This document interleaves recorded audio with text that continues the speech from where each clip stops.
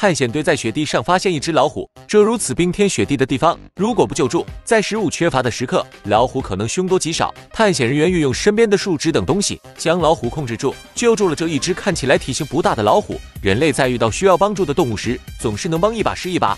一只小松鼠脖子上带着绳索，不知道是谁家走丢的宠物。小伙见到如此可爱的小松鼠，赶紧施以援手，将小松鼠带回了家，给了小松鼠无微不至的照顾。小松鼠也是非常开心。